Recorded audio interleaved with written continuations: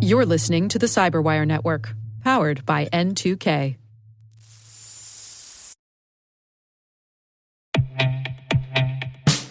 And now a word from our sponsor, SpyCloud. Identity is the new battleground, and attackers are exploiting stolen identities to infiltrate your organization. Traditional defenses can't keep up. SpyCloud's holistic identity threat protection helps security teams uncover and automatically remediate hidden exposures across your users, from breaches, malware, and phishing to neutralize identity-based threats like account takeover, fraud, and ransomware. Don't let invisible threats compromise your business. Get your free corporate darknet exposure report at spycloud.com/cyberwire and see what attackers already know. That's spycloud.com/cyberwire.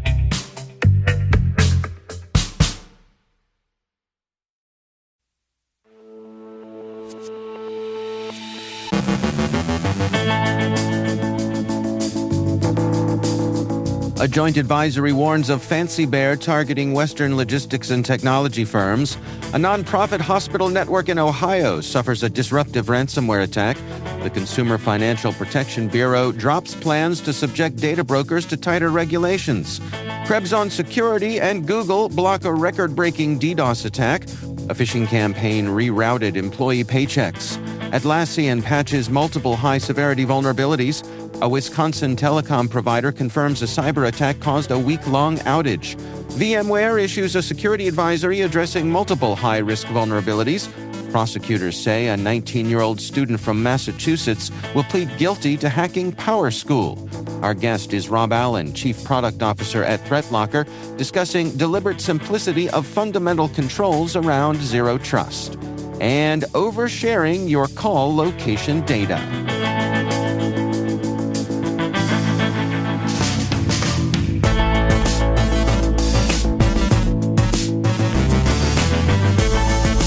It's Wednesday, May 21st, 2025. I'm Dave Bittner, and this is your CyberWire Intel Briefing.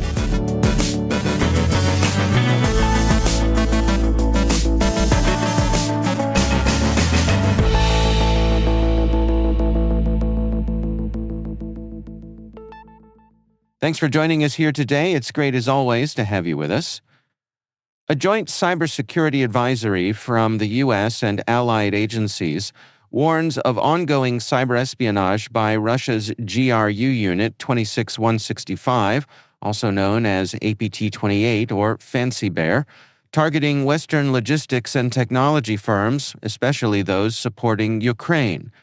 Active since 2022, the campaign employs tactics like password spraying, spear phishing, and exploiting vulnerabilities in Microsoft Exchange and WinRAR. Targets include transportation hubs, defense contractors, IT services, and air traffic systems across NATO countries. The GRU has also compromised IP cameras near Ukrainian borders to monitor aid deliveries. Organizations are urged to enhance monitoring, threat hunting, and network defenses against these persistent threats. Ketering Group, a nonprofit hospital network in Ohio, suffered a ransomware attack attributed to the Interlock Group. The incident caused a system-wide technology outage, disrupting access to electronic health records and patient care systems across its 14 hospitals and over 120 outpatient facilities. All elective procedures were canceled, and the call center was rendered inaccessible. Emergency services remained operational, but ambulances were diverted to other facilities, prompting neighboring Premier Health to declare a code yellow due to increased patient volumes. The attackers threatened to leak stolen data unless a ransom is paid. Ketering Health is collaborating with cybersecurity experts to investigate and restore systems. Additionally, reports emerged of scammers impersonating Ketering staff to solicit payments. The organization has suspended all payment-related calls and advises patients to report suspicious contacts to law enforcement. The Consumer Financial Protection Bureau has dropped plans to classify certain data brokers as credit bureaus, a move that would have subjected them to tighter regulations. Proposed in December of 2023, The rules aim to curb the sale of Americans' sensitive data by requiring accuracy, transparency, and limiting data sales to legitimate uses like credit or employment checks. But the CFPB has now deemed further rulemaking not necessary or appropriate. Critics warn this leaves Americans vulnerable, as brokers often collect data from apps or telcos, sometimes exposing users at protests or clinics. Several data breaches have highlighted the risks, with billions of records stolen from poorly secured brokers. While the U.S. backs off regulation, the U.K. is still evaluating stricter oversight. CFPB's future remains uncertain amid political pressure. KrebsOnSecurity was targeted on May 12th by a record-breaking DDoS attack peaking at 6.3 terabits per second, 10 times larger than the infamous 2016 Mirai botnet assault. The attack, mitigated by Google's Project Shield, lasted less than a minute but marked the biggest attack Google has ever handled. Security experts link the attack to the Asuru botnet, a network of hijacked IoT devices like routers and DVRs. Isuru's operators exploit weak passwords and software flaws, selling attack services on Telegram under the handle Forky for up to $600 per week. This botnet has been rented out since at least August 2024. Law enforcement has seized some of its related domains, but the threat remains active, with major web services still struggling to counter such powerful assaults. A phishing campaign rerouted employee paychecks by tricking users into entering credentials on fake mobile-specific payroll sites, according to ReliaQuest. Attackers used Google Ads and SEO poisoning to lure victims searching for HR portals on mobile devices. Clicking these ads led to fake Microsoft login pages designed to harvest credentials. Once compromised, attackers accessed SAP SuccessFactors accounts and changed direct deposit details, diverting paychecks to their own accounts. The attack used a proxy network of hijacked home routers to mask the attackers' locations and evade detection. Real-time monitoring tools helped attackers act before credentials could be reset. ReliaQuest recommends using multi-factor authentication, alerts for deposit changes, employee education, and proactive threat intelligence to combat these mobile-targeted phishing campaigns that bypass corporate network defenses. Atlassian's May 2025 security bulletin reveals 8 high-severity vulnerabilities impacting several data center and server products. The flaws, found through bug bounties, testing, and library scans, could lead to denial-of-service attacks and privilege escalation if left unpatched. Notably, Bamboo and Confluence Data Center are exposed to a Tomcat Coyote bug, causing memory leaks and crashes from malformed HTTP2 headers. Confluence also faces a Stack Overflow risk via the Xstream library. Fisheye Crucible is vulnerable to a denial-of-service flaw in JSON Smart, while Jira Software and Service Management are at risk from Netty's SSL handler bug. Additionally, a privilege escalation issue threatens Jira products, enabling attackers to gain unauthorized access. Users are urged to patch immediately to secure enterprise environments. Wisconsin telecom provider Cellcom confirmed a cyber attack caused a week-long outage affecting voice and text services in Wisconsin and Upper Michigan. While some services have been restored, full recovery is expected by week's end. The company's CEO assured customers they had protocols in place and they're working with cybersecurity experts and authorities to resolve the issue. Cellcom stated no sensitive customer data appears compromised as the breach impacted a network segment without personal information. Though the company has not disclosed the attack type, the scope suggests ransomware may be involved, though no group has claimed responsibility. Cellcom emphasized its cautious, deliberate approach to recovery and pledged to provide updates on restoration efforts and the ongoing investigation. VMware has issued a security advisory urging immediate action on multiple high-risk vulnerabilities across its virtualization products. Top priority is a critical vCenter server flaw that allows unauthenticated attackers to execute arbitrary commands and take control of the host. Admin interfaces should be restricted to trusted networks. Other notable flaws affect VMware Cloud Foundation, including a directory transversal issue and information disclosure risks, both exploitable via simple network access to port 443. Additional vulnerabilities impact ESXi, Workstation, and Fusion, including denial of service bugs and a cross-site scripting flaw. VMware has released patches for all affected systems and recommends organizations review and apply updates promptly to minimize risk of exploitation. Federal authorities say Matthew Lane, a 19-year-old student from Massachusetts, will plead guilty to hacking PowerSchool, a major education software firm serving over 60 million students. Lane used stolen credentials from a contractor to access PowerSchool systems, stealing sensitive data on students and teachers.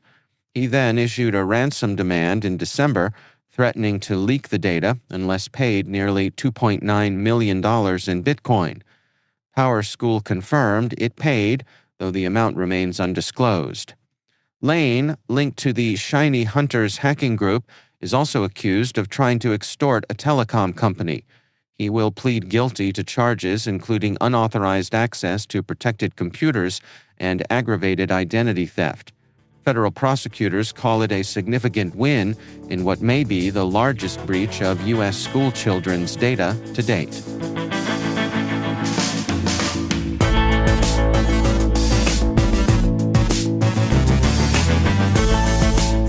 Coming up after the break, my conversation with Rob Allen from ThreatLocker.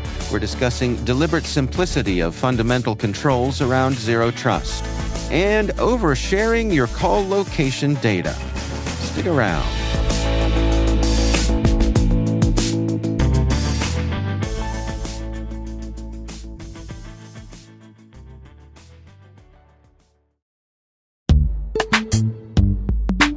Compliance regulations, third-party risk, and customer security demands are all growing and changing fast. Is your manual GRC program actually slowing you down? If you've ever found yourself drowning in spreadsheets, chasing down screenshots, or wrangling manual processes just to keep your GRC program on track, you're not alone. But let's be clear, there is a better way.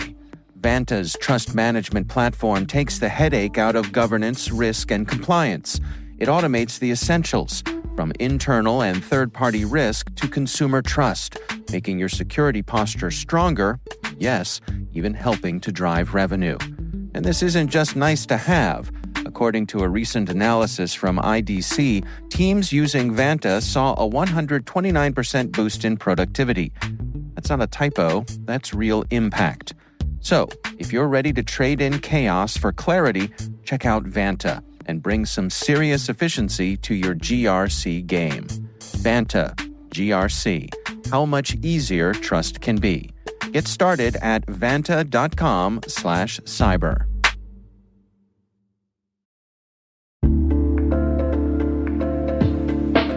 Worried about cyber attacks? CyberCare from Storm Guidance is a comprehensive cyber incident response and resilience service that helps you stay prepared and protected. A unique onboarding process integrates your team with industry-leading experts, so if an incident occurs, your response is optimal. Get priority access to deeply experienced responders, digital investigators, legal and crisis PR experts, ransom negotiators, trauma counselors, and much more. The best part? 100% of unused response time can be repurposed for a range of proactive resilience activities. Find out more at cyber.care/cyberwire.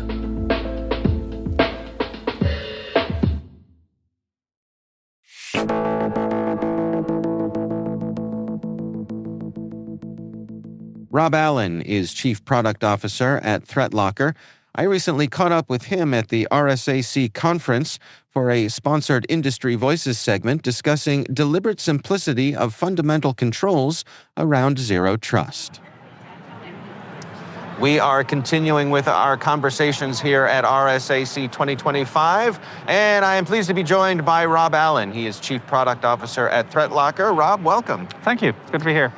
For folks who may not be familiar with the company, give us the brief description of what ThreatLocker is. ThreatLocker is awesome. Is that brief enough?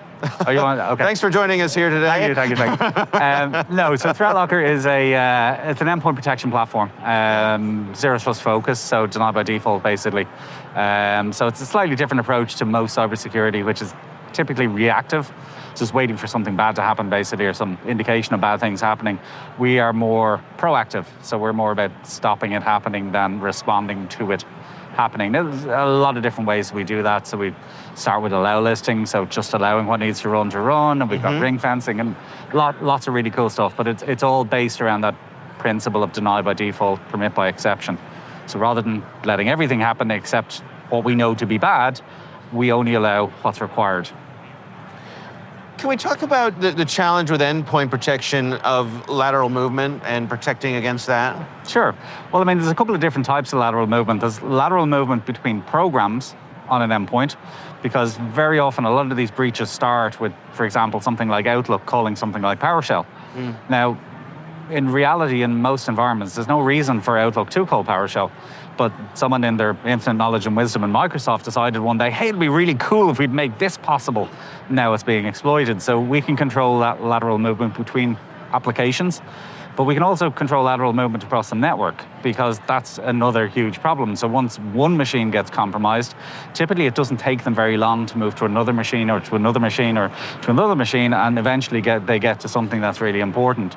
So controlling network access, same principle, deny by default, permit by exception, but only allowing trusted devices connect to other trusted devices, and basically just limiting access to the network will stop, as I said, that lateral movement as well. Help me understand, how much of this is, say, signature-based? How much of it is behavioral? Is there a blend? None and none. Okay. Generally speaking. So what we're talking about, I've actually have a really interesting example to give you about this, but basically what we're talking about is fundamentally controls. So it's about applying controls to your environment. So the control over what can run and what can't run, the control over what things can do, controls around the network. So it's not about detecting or recognizing bad behavior per se. It's about saying, well, look, we're going to control the environment in such a way that that bad behavior can't take place. I'll give you an example, if you don't mind. So we did a podcast some time ago with a guy called Jacoby, David Bombal and Jacoby. And Jacoby is an absolute genius. He was Hack5's Hacker of the Year number of years. He came up with something that is unbelievably cool, which is basically API-based polymorphic PowerShell reverse shell. So basically he reaches out to an API using PowerShell. It gives him code, PowerShell code basically, but it's polymorphic, so it changes every time. So signature-based detections just don't find it. Right. So he tested that against every major EDR. Every tool that he could find, he tested that against, and none of them recognized it as what it was. He tried it against ThreatLocker, and ThreatLocker immediately blocked it. Now, he was convinced that we were doing some behavioral-based recognition of what he was up to, and what we were actually doing was just blocking PowerShell from accessing the internet.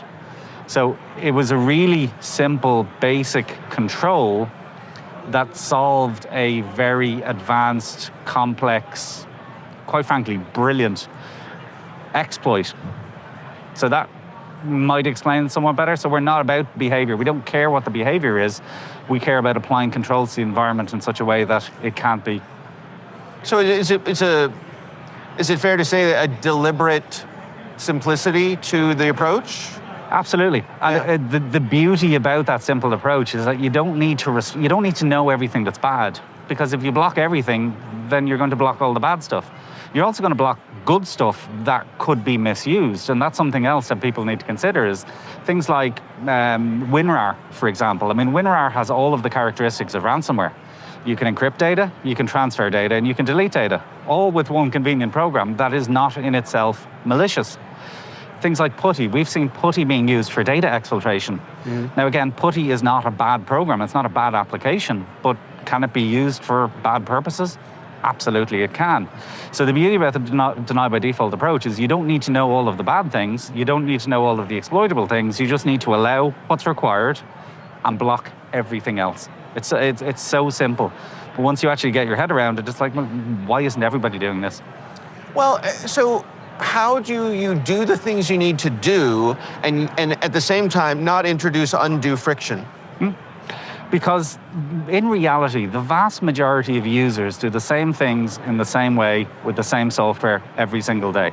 And fundamentally, all we're doing is setting guardrails around that. I'm saying, look, you operate within these guardrails, you're not going to even know we're here. Now, if you step outside of those guardrails and try and download a coupon clipper from China or run a remote access tool, absolutely we're going to step in and stop that. But that's what organizations need. That's what they need to keep them safe. What about things like token theft, that sort of thing? How do you come at that? So token theft is an interesting one. So we've recently started expanding. We were typically endpoint-based or exclusively endpoint-based for many years. Now, the reason for that was basically most of the action was taking place on the endpoints. Most breaches started at the endpoint. But we realized that customers also have challenges with the cloud, specifically controlling access to cloud resources.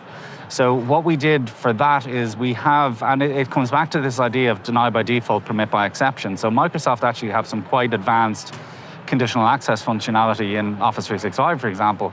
So you can have what are called named locations. You can have a bunch of IP addresses in a named location and say, look, allow these IP addresses to connect to my Office 365 and block everything else. That's fine until somebody had an event like this. My IP address has probably changed 5 times today. Right. So it's fine static, but dynamic presents a challenge. So what we did is we've got obviously ThreatLocker agent installed on people's machines. It's checking in, reporting its IP address. We have an app on our phone, which basically is checking in, reporting my phone's IP address. We take all those IP addresses, we upload them to a named location in Office 365, and those IP addresses are allowed to connect while the entire rest of the internet is not. So the way a lot of people have approached this is fundamentally a lot of people will do countries. So they're going to say, look, allow the United States and block the rest of the world, which is fine until your CEO goes on holidays to the Bahamas and all of a sudden he can't access his resources. Right. So this is why the dynamic nature of what we do is so effective, because it doesn't matter if I go to the Bahamas or Timbuktu, quite frankly. I'll have an IP address, it's going to check in, register, upload, and be added to named location. So it doesn't matter if somebody steals my credentials. It doesn't matter if somebody's even gets my token. The fact is they won't be allowed to connect because of those conditional access policies. When someone decides that they want to take this approach, that they're all in on going at the problem this way, what does the onboarding look like? Surprisingly smooth is the answer to that question, because basically when we deploy ThreatLocker, when a customer deploys ThreatLocker, it's not blocking anything. It's not stopping anything. It's not getting in their way. Fundamentally, all it's doing is it's logging data. It's basically building a set of policies based on what's present in the environment. So it takes a lot of the heavy lift out of this process. So there's an analysis. Correct. A learning sequence. Period. Okay. Absolutely. So the learning period, basically, what it's doing is it's logging all of the software that's on your machine, and it's saying, look, all of this software is required. We're going to fundamentally allow this or create our policies to allow this to run. After which point, a couple of weeks in the future, we can say, okay, well, you've got policies for all the things you need, and we're going to lock it down, and then all of those things are going to be allowed, and then nothing new is going to be allowed to run on your machine. Are there, company-wide policies, but then individual policies Correct. As well? So you can do it at various different levels. You can do it company-wide, you can do it global, you can teams, do those exactly, sort of thing, particular organization. Again, my salespeople travel. They need correct, exactly. And your IT team probably need a little bit more leeway in terms of the tools they're going to run. So they might need to run a tool like PuTTY, whereas your finance department probably aren't. Your marketing people definitely aren't. Your marketing people might need Creative Cloud, but your IT team don't. So it's not a question of applying the same rules to everybody. You can pick and choose, you can adjust and tweak as necessary. Again, the idea being to allow people to do what they need to do, but no more. As a provider of the type of tool that you provide, as you're looking toward the horizon and you're seeing the evolution of the threats, how do you stay nimble? How do you anticipate and know that your own roadmap is going to be able to respond to those things? Well, to some extent, I mean, obviously we're constantly striving to improve what we do. We're trying to make it as seamless as possible, both for the administrators and also for the users. That's something that's really important to us. I mean, one of the beauties of the approach that we take, because it's deny by default, we're not constantly responding to new threats, to new techniques, to new tactics. I mean, obviously we tweak and adjust our policies from time to time. We make them more secure. We can absolutely always improve things, but generally speaking, the deny by default approach means that it doesn't matter if a new piece of malware appears tomorrow, a 0-day appears tomorrow, or even a particular piece of software is vulnerable. You know what I mean? There's application vulnerabilities are a major issue.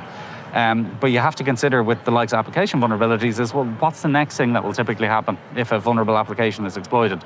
Well, generally speaking, something's going to run, or something's going to reach out to the internet. You know, somebody's going to call PowerShell to try and download a payload. Well, if you can stop all of those interactions, then you've basically stopped that vulnerability from being exploitable. So as I said, it's the beauty of default deny is you're not constantly trying to play catch up. And again, that's one of the problems with cybersecurity as a whole is the industry is constantly playing catch up. The bad guys are nimble. The bad guys are really, really clever, and they're constantly one step ahead. And if your approach requires you to keep up with them, then you're never going to win. I mean, the sad reality, the sad fact is nobody knows all of the bad things. I mean, if somebody knew all of the bad things, there would be no need for solutions like ours. There would be no need for any other solution. But the fact is nobody does. I mean, there's 160,000 new pieces of malware come out every single day. I mean, how do you possibly keep up with that? I mean, the sad reality is you can't. So that's why a different approach, one like the default deny one that we espouse, is so important.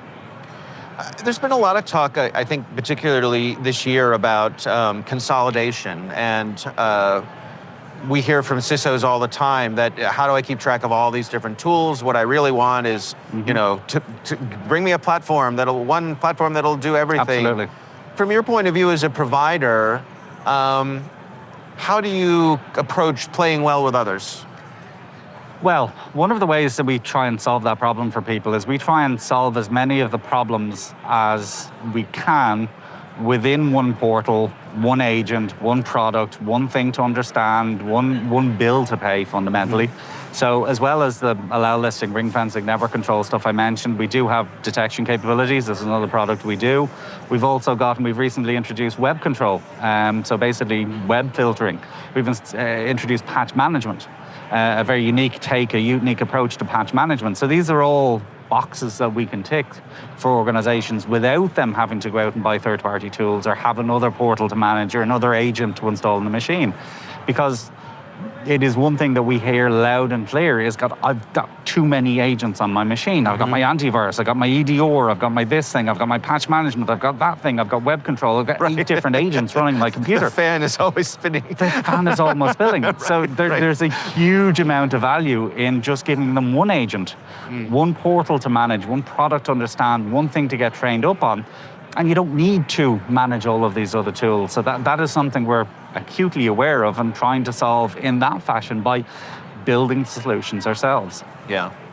As you're walking around here at RSAC 2025, what are some of the things that have caught your eye? Or are there things that lift your spirits, that give you hope, you know, that what clever people we are, you know, those sorts of things? A lot of very impressive booths. That's for sure. There are some very, very shiny booths and some very big and fancy and there are puppies and baby goats and... Is there puppies? There are puppies, yes. I saw a picture of the baby goats. I did not... Where are the puppies? They're over there. There's okay, a booth I'm going to have of to go and find the puppies. I mean, I actually chastised our marketing department yesterday because when we saw there was goats, I was like, how come we haven't thought about bringing farmyard animals to these things? Yeah, missed opportunity. So yeah, I didn't realize somebody had brought puppies. That's kind of one-upping. But no, I mean, the beauty about events like this from our perspective is twofold. I mean, first of all, it's an opportunity to meet existing customers. The great thing that I've seen even over the last couple of years of coming here is that, you know, a few years ago we would have had, I'm not going to say a handful of customers, there wouldn't be a huge amount of customers. Every year there's more and more and more.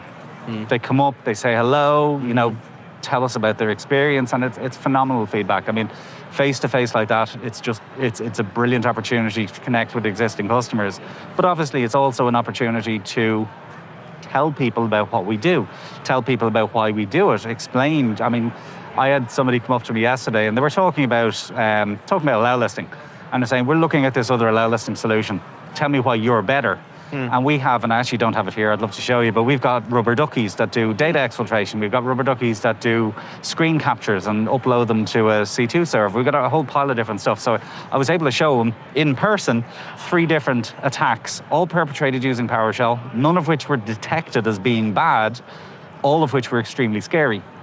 And that's a fantastic opportunity. I mean, you just don't get that talking to somebody over Zoom, for example. You can explain it to somebody, but you can't show them. Right. And there's a huge amount of value in that for us. Yeah. All right.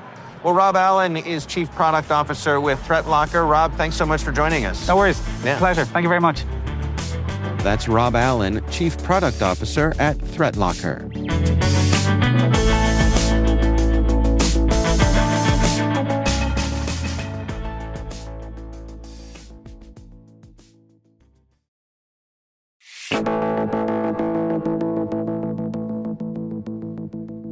And finally, security researcher and O2 customer Daniel Williams uncovered a glaring privacy leak in O2 UK's 4G calling system. For context, O2 is one of the UK's largest mobile carriers, part of the Virgin Media O2 group, serving millions of customers across the country. And apparently, it's been serving up more than just phone service. While poking around voice-over LTE call data using a rooted Pixel 8 and some digital elbow grease, Williams found that O2's IP multimedia subsystem implementation was a little too chatty. Calls were accompanied by SIP messages containing not just debug logs, but also both parties' IMSIs, IMIEs, and cell tower IDs. In short, every call was a potential geolocation treasure map. Williams concluded that O2's IMS implementation poses a significant privacy risk as it exposes sensitive metadata during every 4G or Wi-Fi call. This data can be exploited to geolocate call recipients with surprising accuracy, even when they're abroad or not currently connected to the network. The researcher emphasized that this vulnerability affects all O2 customers using IMS-based calling and cannot be mitigated by users themselves, as disabling 4G calling does not stop the data from being shared. He called on O2 to remove these unnecessary SIP headers and debug messages from call signaling and criticized the company for lacking a clear path to responsibly disclose such findings. Since then, O2 says they have resolved the issue.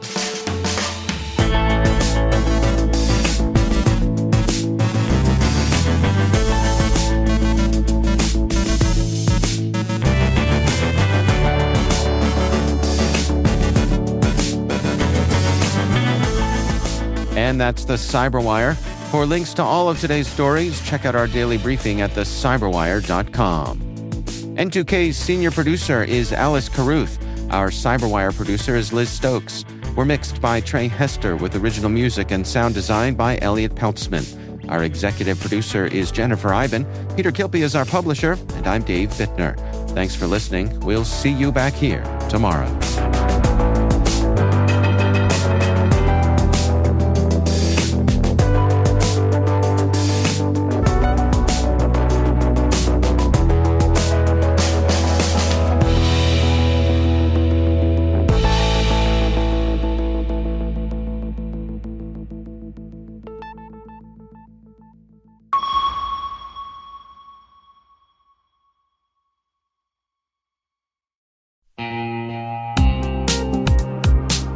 Hey everybody, Dave here.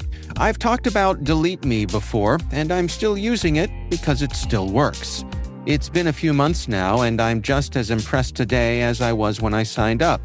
Delete Me keeps finding and removing my personal information from data broker sites, and they keep me updated with detailed reports, so I know exactly what's been taken down. I'm genuinely relieved knowing my privacy isn't something I have to worry about every day. The Delete Me team handles everything. It's the set it and forget it peace of mind.